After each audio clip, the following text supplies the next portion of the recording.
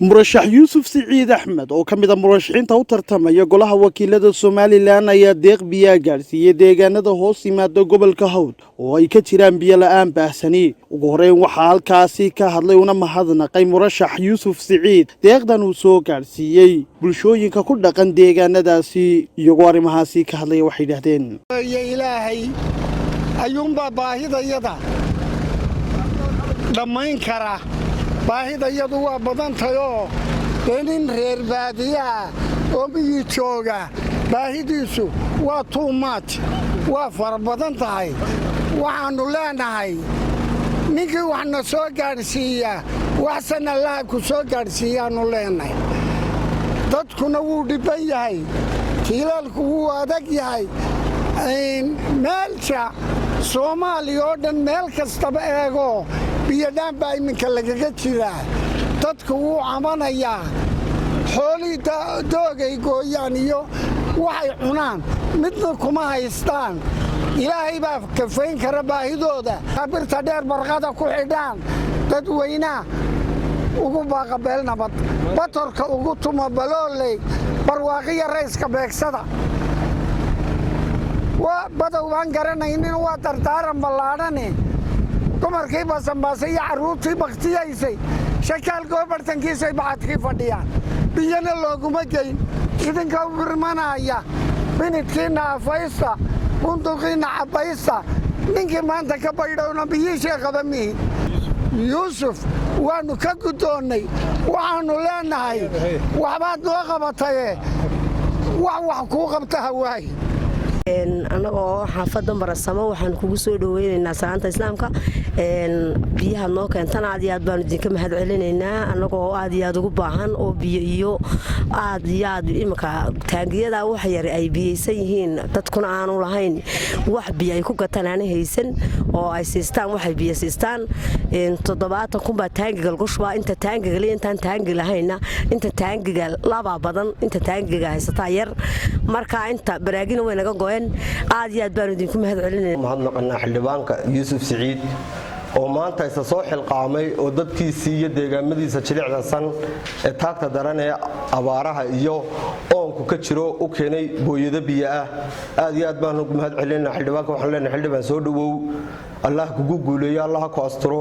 xildhibaanada kale ee ka soo jeeda gobolka Hawdna waxaanu leenahay war sida xildhibaankaasi soo xilqaamay ku dayda oo ku taamila qaata oo isku soo xilqaamo deegaanadiinan abaaraysan baahiyuhu ka jiraan hoos u soo eega.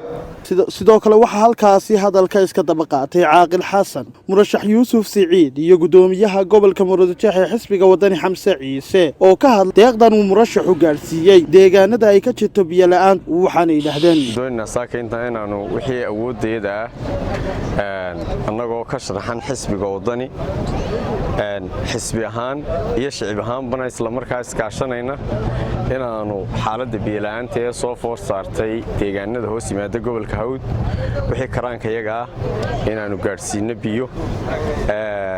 hawshuna kulli yar degdegeeda ilahayd oo iska yar qarbaqar bay nagu ahayd. insha Allah ilaahay wax ka rajaynaynaa inaanu biyo dhaan dambe aanu maxay hayday aanay nagu sii qaadanoo badan tanoo qura noqon maysa insha Allah.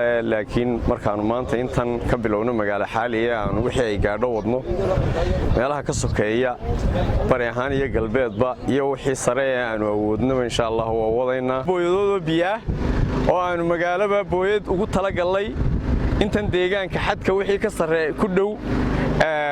imika waxaan soo marnay magaalo xaali iyo gumburaha. magaaladii saddexaad waxa weeyaan Balcaaso aanu booyadoodii keenay. waanu sii soconaynaa insha Allah. biriiqa kaabada baligubadle kaabada galbeedka dhammaan deegaanada gobolka Hawd hoos yimaadaanu soo maraynaa haddii alla yidhaa. anigoo ah yuusuf siciid axmed kana mid ah musharaxiinta golaha wakiilada gobolka Murudujeex xisbiga wadani. saaka halkan waxaan ka diraynaa booyado aan ugu talagalay muxuu ahaa tuulooyinka maxay ahayd gobolka Hawd muxuu ahaa kuwaasi oo maxay ahayd haddii alla idmo loogu sheegay inay abaaro badan baani ka jiraan iyo biyo la'aan ay ka jiraan.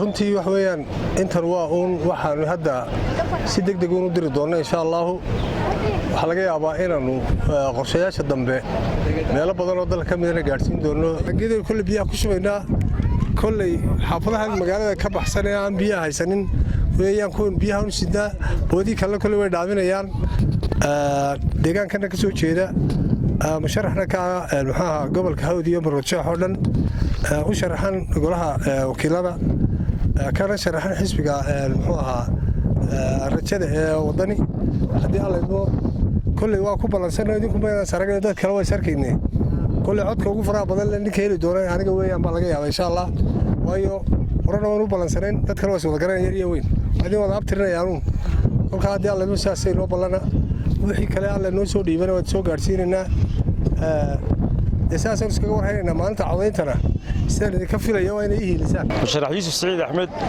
oo gobolka Hawd ugu deeqaya gooyada biyo runtii Yuusuf Saciid oo musharaxii ugu horeeyay dadka baahan ee abaartu soo food saartay saaka ugu deeqay biyo waxaan ugu baaqayaa musharaxiinta kale iyo dadka wax haysta iyo muxsiniintaba in la soo gaaro dadka reer miyiga ee baahan ama abaartu ka taagan tahay biyo la'aantu in biyo la soo gaaro insha Allah bidilaakiin ka xisbihaan anaguna waan ka qayb qaadanaynaa Yuusuf Saciid mar labaad iyo mar saddexaad waxaan ku leenahay jazaakumullahu khayr jazaa halkaad ka soo saartay Ilaahay wax khayr qaba ka soo saaro Ilaahay kugu bedelo waxaan ugu baaqayaa bulshada gobolka Hawd ganacsatada haday musheeq tahay in dadka reer miyiga ee bari ka maalin laga doonayo insha Allah bidilaakiin kulli wuxuu ahaa codna laga doonayo in wax la taro maanta aad iyo aad baan ugu mahadnaqayaa Yuusuf Saciid musharaxiinta kale ka sharaxan gobolkan Hawd gaar ahaan gobolkan Maroodijeex baan leeyahay waxaan leeyahay iyagana ku dayda Yuusuf Saciid